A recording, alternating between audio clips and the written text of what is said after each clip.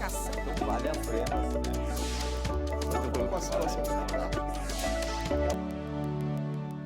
Com as altas temperaturas, temos um período propenso à diversão com sol, praias e piscinas. Mas também é um momento que merece uma atenção maior à saúde. No verão, há o aumento na incidência de infecções urinárias, entre elas a cistite. Este é o tema do programa Em Discussão de hoje. E para falar mais sobre o assunto, eu recebo no estúdio da Rede Alesp o doutor Flávio Izuka, que é urologista. Seja muito bem-vindo, viu, doutor Flávio? Obrigado, Roberta, pelo convite. É um prazer estar aqui. Bom, para a gente começar, já vamos explicar o que é a cistite. Tá. Bem, a cistite é uma infecção que acomete a bexiga, tá? E normalmente é causada por bactérias, mas pode ser também de causa infecciosa alternativa como o fungo, tá? E também tem uma outra etiologia que seria uma alérgica ou autoimune, que é a tal da cistite intersticial, tá? Então, basicamente são esses três tipos de cistites que existem. E quais são as causas, doutor? Então, são infecções por bactérias, fungos ou alérgicas. Basicamente são essas causas para uma cistite. E por que costuma ser recorrente no verão? Bem, no verão, nós temos várias condições que favorecem as infecções urinárias. A principal é que na época do calor muito intenso, aumenta a incidência das candidíases, né? Por causa do uso de roupas, às vezes, que abafam. Então, por exemplo, jeans, numa época de muito calor, acaba retendo muito calor e as mulheres, principalmente, que são mais propensas a ter cistite, acabam tendo mais candidíase vaginal. Tá?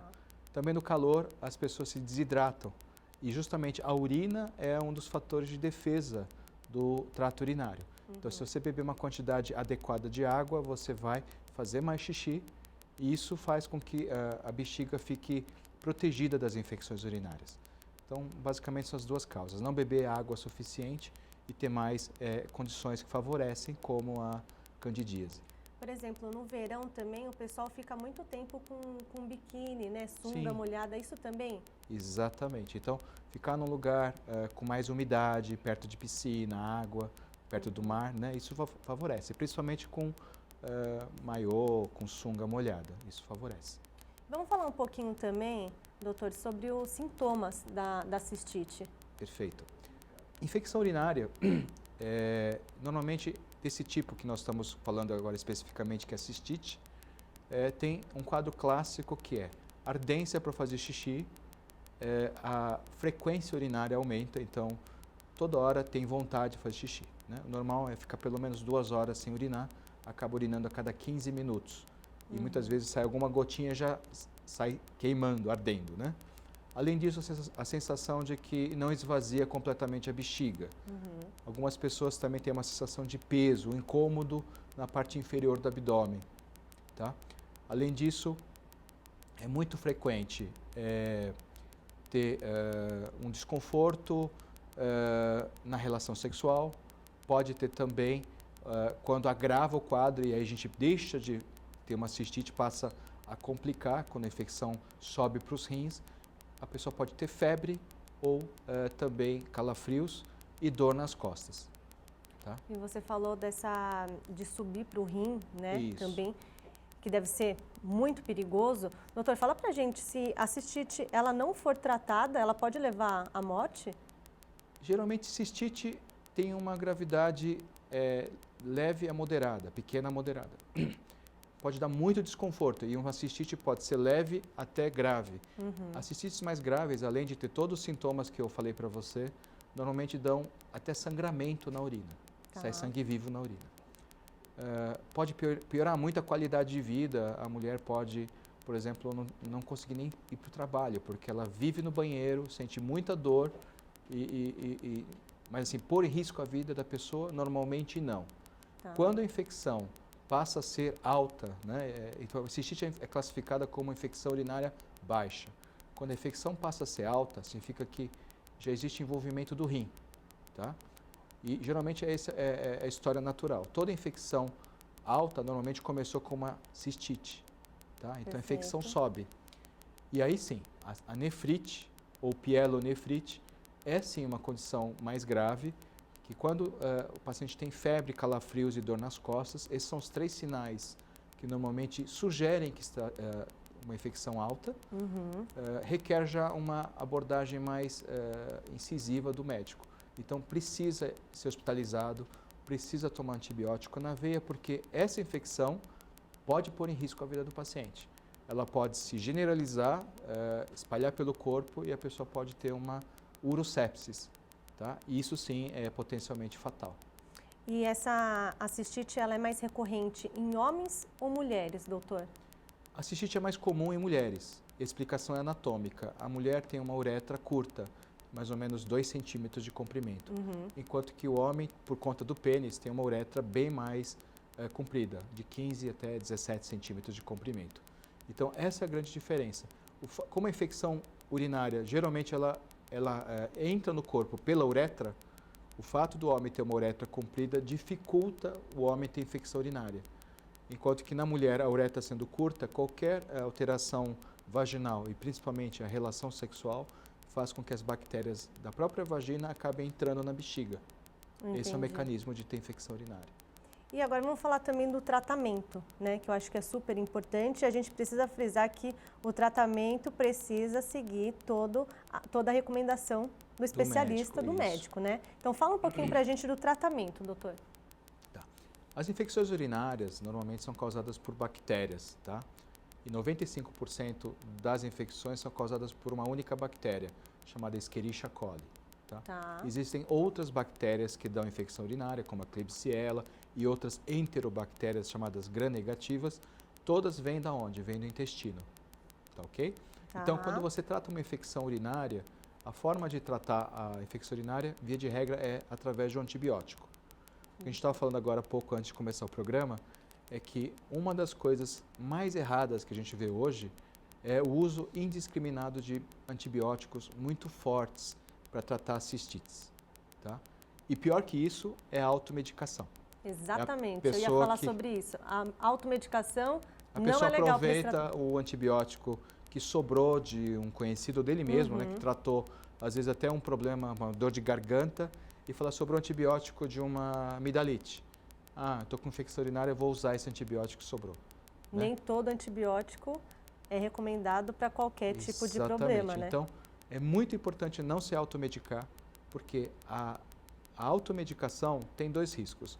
Tomar o antibiótico errado e tomar o antibiótico em tratamento com duração menor do que o recomendado, faz o paciente correr risco de não curar adequadamente a infecção e, pior do que isso, ele pode voltar com uma bactéria chamada superbactéria, uma bactéria resistente à maioria dos antibióticos e de difícil tratamento. Ele pode agravar, então, o caso, vamos dizer assim? Então, quando você trata uma infecção urinária, e quem pode indicar o melhor antibiótico é o médico, né? Ele deve buscar um antibiótico mais simples, tá? Não parte para um antibiótico muito sofisticado. Agressivo, né? Vamos dizer assim. Hoje é muito comum o paciente já começar a tratar a infecção urinária com ciprofloxacina, esse é o nome genérico, tá? Ou com uma ceftriaxona, um antibiótico muito mais forte e que é um tiro de canhão para matar uma mosca. Esse tipo de conduta para uma infecção de baixa complexidade, uma cistite, é extremamente errado, porque essa é a razão principal de hoje a gente ter bactérias muito difíceis de tratar, como a Escherichia coli, que tem uma mutação chamada ESBL, e a KPC. São bactérias super resistentes que quase nenhum antibiótico é capaz de tratar. Olha, então a gente pode agravar tomando medicamento inadequado, errado, a gente pode até agravar os casos, é isso, né, doutor? Exatamente. Né? Então... E além do antibiótico, muitas pessoas não sabem que existem outras coisas que devem ser feitas para tratar a infecção urinária. E são medidas muito simples, né? Por exemplo, orientar a beber mais líquido. Mas não é só quando está com infecção. É sempre. Sempre. Tá? E qual é a quantidade de líquido? O ideal, uma pessoa menorzinha, né? Mignon, como você, assim, 1,5 litro. 1 litro, 1,5 litro. Por Mas dia? Um adulto, pelo menos 2 litros. Tá. Então, de 1,5 litro a 2 litros precisa ser a ingesta diária, independente de estar ou não com infecção. Outra coisa super importante é não segurar o xixi. A gente sabe que muitas mulheres, com medo de usar banheiro público ou fora de casa, às vezes ficam o dia todo segurando o xixi e não faz fora de casa. Sim. Então, isso é uma das causas de infecção urinária. Então, é importantíssimo fazer xixi a cada 4 horas, pelo menos, tá? Tá. Terceiro, sempre após relação sexual, esvaziar a bexiga. Olha. Tanto homem como mulher. Porque isso joga fora a bactéria que na relação sexual entrou na bexiga. Tanto da mulher como do homem. Ou seja, acaba eliminando. Elimina, né? isso é uma forma de defesa. Tá. Tá? Além disso, tratar as condições que normalmente estão associadas à infecção urinária, como a constipação. É muito comum a gente ver pessoas que têm infecção urinária, principalmente de repetição, você pergunta e vê que a pessoa tem intestino preso. Vai no banheiro... Agora eu fiquei com dúvida. Repetição, explica pra gente, doutor. O que é infecção urinária de repetição? Isso. Todo paciente que tem infecção mais de uma vez, por exemplo, a cada semestre. Ou uma vez... Tá. Uma vez a cada 3 meses, a cada 4 meses. Acabou de tratar e já tá tendo, já começa Isso. a ter outra. Tem pacientes que me procuram falando que tem infecção todo mês. Nossa. Toda semana. Tá? Mas paciente que tem mais de 2 infecções por ano, eu já considero de repetição. Tá? Então, é o bom senso. Começou a ter uma infecção, passa a ter outra infecção. No mesmo ano, 2 infecções já é de repetição. E a gente estava conversando um pouco antes, né, de começar o programa. Existe, além da constipação, uma coisa super frequente aqui na cidade, é carência de vitamina D também. Sim, isso foi até uma curiosidade para mim, eu não sabia disso, doutor. Vamos falar um pouquinho sobre a vitamina D, que é muito importante, pode ser uma das causas também, né? Exatamente. A gente sabe que em São Paulo, mais ou menos 3/4 da população tem carência de vitamina D. E não é só o fato de não tomar sol, é também a localidade da cidade. Quanto mais longe do Equador, você menos tem eficácia dos raios solares, né, para a produção da vitamina D. Porque a vitamina D a gente não consegue obter através dos alimentos. Tá. A vitamina D requer exposição à luz do sol. E se você usar protetor solar fator 15 no corpo todo e tomar sol, você não produz vitamina D. Você já está bloqueando. Você já bloqueou a ação. Tomar sol também atrás do vidro do carro não contou. Ou dentro do clube com vidro, não adianta, você não está produzindo vitamina D. Porque essa radiação ela é muito fraca. Ela fica nas nuvens, fica no vidro e fica no protetor solar fator 15 já. E aí, como que a gente faz? Porque hoje a recomendação é que a gente use protetor solar para uma série de problemas, né? Como é que fica na situação, doutor? Como é que a gente vai repor? É por medicação, enfim? Bem, se a gente for pelo lado natural, a minha recomendação é o seguinte: a gente passa protetor solar nas áreas de risco de ter câncer de pele, que é onde a gente normalmente toma sol todos os dias, porque a lesão da pele provocada pelo sol, ela é cumulativa. Então a pessoa vai ter câncer de pele em lugares clássicos, que é no rosto, na ponta do nariz, na orelha, na fronte, aqui na maçã do rosto, no queixo, também no pescoço, aqui chama colo, né? E nas mãos. Esses locais, a pessoa deve usar protetor solar, o fator mais alto possível, se bem que isso também não é necessário, um fator 60 já está bom. Se a pessoa for com a pele clara igual a sua, usaria um fator 60, mas nesses locais. E toma sol no resto do corpo, no tronco, na barriga, nas coxas, tá? E evitar o sol do meio-dia. É isso que eu ia falar, é importante destacar isso também, evitar aqueles picos, se bem que o sol né? do meio-dia é o melhor sol para produzir vitamina D. Mas, para a gente também não correr risco de ter um câncer de pele, eu já acho que a gente pode usar a regra do bom senso. Então, a gente pode tomar um sol das 9, 10 da manhã ou das 3, 4 da tarde. Não é o sol do meio-dia, mas já vai produzir vitamina D. Mas protege essas áreas do corpo que eu te disse. Mas como nós temos hoje a vitamina D que você pode repor por boca e também é possível repor através de vitamina D injetável, tá? Então, essa é a forma de manter a saúde. Porque a falta da vitamina D faz com que você tenha propensão a várias doenças, não só osteoporose, mas também baixa imunidade, que dá infecção urinária. A falta de vitamina D, na minha especialidade, ajuda também a enfraquecer os ossos, porque você vai perdendo o cálcio dos ossos, e o cálcio vai sair do osso e vai passar pelo rim, dando pedra nos rins. Ou seja, dá também vários outros problemas de baixa imunidade que tem interesse para a minha especialidade, como aumenta a facilidade da pessoa ter herpes genital, herpes na boca, uma outra doença que não é o tema de hoje, mas, por exemplo, HPV, que a gente sabe que a incidência é altíssima, Sim. a gente consegue, às vezes, atenuar ou melhorar com reposição de vitamina D, e a gente sabe que muitas doenças psiquiátricas, como depressão, esquizofrenia, têm relação direta com carência de vitamina D também. Olha, então a gente tem várias doenças aí que estão relacionadas, né? Há uma vitamina, da vitamina porque a gente vê D. muita gente hoje, a conscientização da necessidade de usar filtro solar tem uma importância inegável, só que eu sou da teoria do cobertor curto. Hoje a gente puxou o cobertor e as pessoas não têm câncer de pele, mas acabaram tendo exposição a todos os riscos da carência de vitamina D por conta do uso de protetor solar e também porque a gente está numa cidade que a radiação não é tão útil para produzir vitamina D. Perfeito. E agora, vamos falar também um pouquinho, doutor, quando a cistite, por exemplo, ela não dá sintomas, como é que a gente consegue diagnosticar? Tá.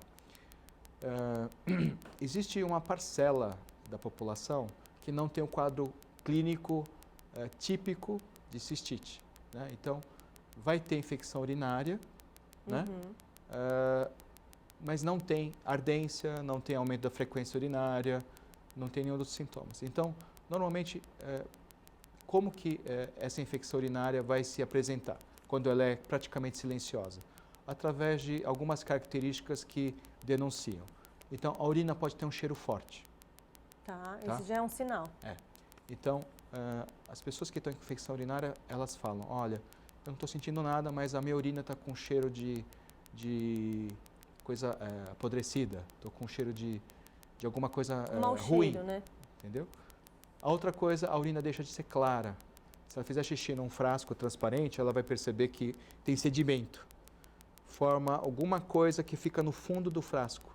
Tá? Esse sedimento urinário são células de defesa. Na verdade, seria como se fosse pus na via urinária. E você vai ter uma urina que é turva. Tá? Então, essas são duas características que a pessoa tem que estar atenta. Algumas pessoas vão manifestar só febre. Então, febre de origem desconhecida, em quem já teve infecção urinária, a pessoa tem que ter cuidado de fazer um exame de urina, que pode ir num pronto-socorro ou pedir para um clínico pedir o exame de urina. Um exame super simples que pode confirmar a infecção urinária. E a gente também estava conversando no intervalo que algumas pessoas que têm, por exemplo, baixa imunidade, que tomam imunossupressores, sejam transplantados ou pessoas que têm doenças autoimunes, como lúpus, artrite, reumatoide, essas pessoas têm um fator de risco maior, ou diabéticos, né? Diabéticos também. Diabéticos têm uma grande propensão a ter infecção urinária e desse tipo que a gente acabou de falar.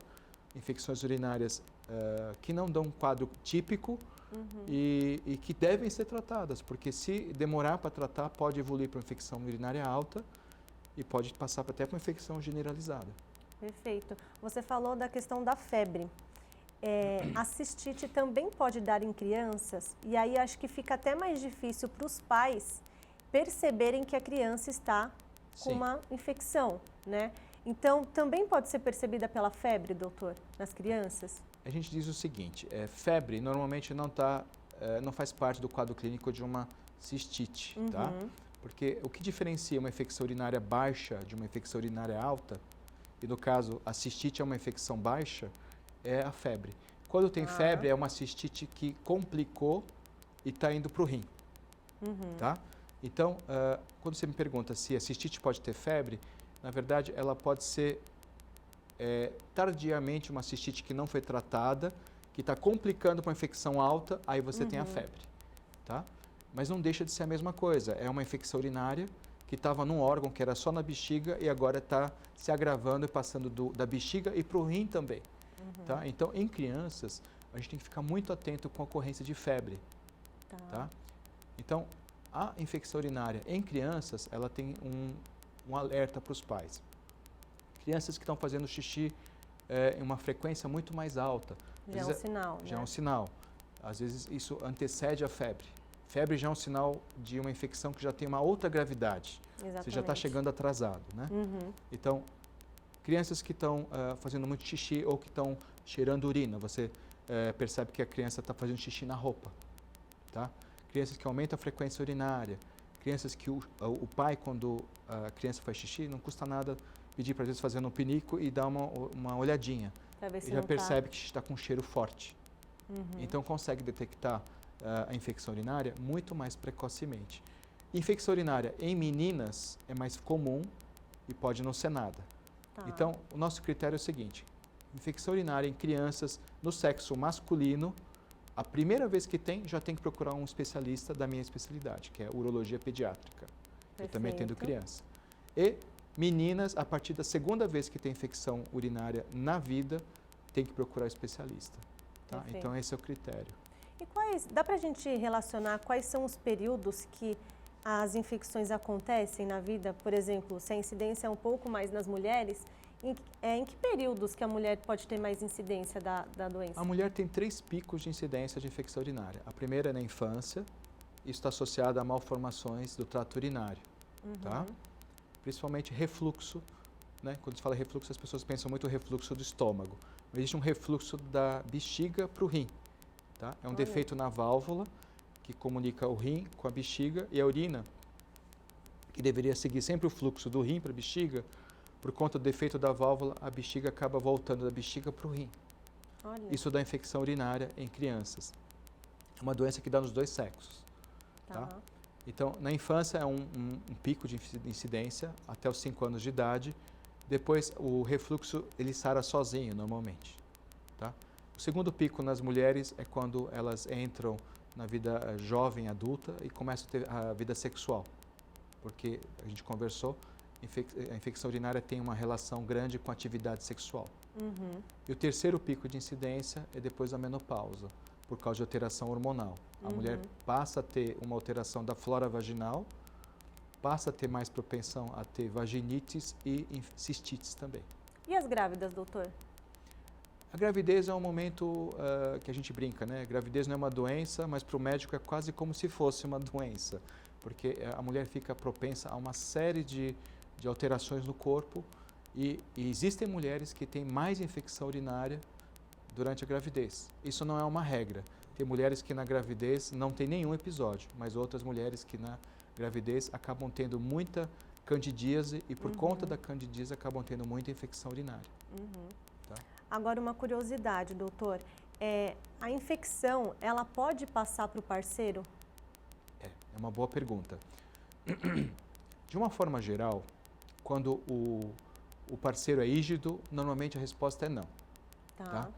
Mas se a pessoa tiver baixa imunidade ou numa situação especial, quando um dos parceiros teve diagnosticado uma bactéria chamada aquelas superbactérias resistentes a todos os antibióticos, a gente recomenda que faça uma pausa na atividade sexual até que aquele parceiro com a doença, com a bactéria super resistente, seja tratado, porque existe sim uma possibilidade dessa bactéria passar para o corpo do parceiro, porque essas bactérias, é muito importante explicar isso, a bactéria que dá a infecção do trato urinário, ela não está alojada apenas no trato urinário, ela na verdade, na mulher por exemplo, ela está na bexiga, pode estar no rim, mas vai estar na vagina e vai estar no trato intestinal. Ou seja, todo o intestino dela está alterado. Tá? Então, quando você tem uma infecção por uma superbactéria, toda a flora bacteriana intestinal, vaginal, está comprometida. Tá? Então, é necessário que o médico cuide também, nesses casos, de não só tratar com o antibiótico correto, mas hoje o recomendado é que também ele propicie que o paciente consiga restabelecer a flora intestinal e vaginal. Tá? Não é feito de rotina, mas em hospitais hoje, quando o paciente reinterna, se faz um swab anal. O que é isso? Eles colhem, através de um cotonete, bactérias da região do ânus e faz um teste para todo mundo que reinterna no hospital. E é muito comum você detectar que a flora intestinal daquele paciente está povoada por bactérias hospitalares. Tá. Se isso for verdade, a gente tem que tomar muito cuidado, porque é um paciente que tem a flora intestinal alterada e pode evoluir para uma infecção muito mais difícil de tratar. Tá? Então, esse tipo de paciente tem que ter um cuidado especial, né? Nos meus pacientes, isso não é todo médico que faz, mas nos meus pacientes eu costumo dar probiótico. Tá, perfeito, porque acaba ajudando, né? Nesses Ajuda casos. a substituir a flora intestinal por bactérias do bem, que não tem risco de dar uma infecção grave e prejudicar a saúde do paciente. Doutor, e é verdade que o suco cranberry previne a cistite? Cranberry é uma fruta que tem na América do Norte, né? Então lá é super já disseminado na cultura que funciona. E os estudos mostram que realmente funciona. Lá nos Estados Unidos, no Canadá, você consegue comprar cranberry na farmácia, no supermercado, na forma de suco, frutas. No Brasil já existe o cranberry, tanto na forma de fruta como de suco, tá? Por uma questão de comodidade e de custo, eu prefiro prescrever para meus pacientes a versão ou comercial ou a versão manipulada do cranberry. Tá. Você pode prescrever e tem uma grande vantagem em relação à fruta e o suco. E que seriam cápsulas. Cápsulas, então a pessoa pode levar para o trabalho e tomar as cápsulas. É uma orientação geral dos médicos que não se mediquem, tá? Então, se tiver uma infecção com mais gravidade, você pode eventualmente começar o cranberry, que é fácil de você adquirir, pode comprar em casa de produtos naturais, etc.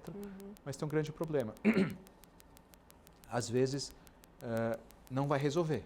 Ajuda, mas pode não resolver. E aí o especialista é muito importante que ele prescreva o cranberry e normalmente a gente usa como coadjuvante, não como terapia principal. E a cistite, ela pode ser também crônica, doutor? Pode. Pode? Não é muito comum, tá? A cistite bacteriana, ela pode ser crônica quando ela não é tratada e o paciente ainda não é equilíbrio. Mas é muito difícil.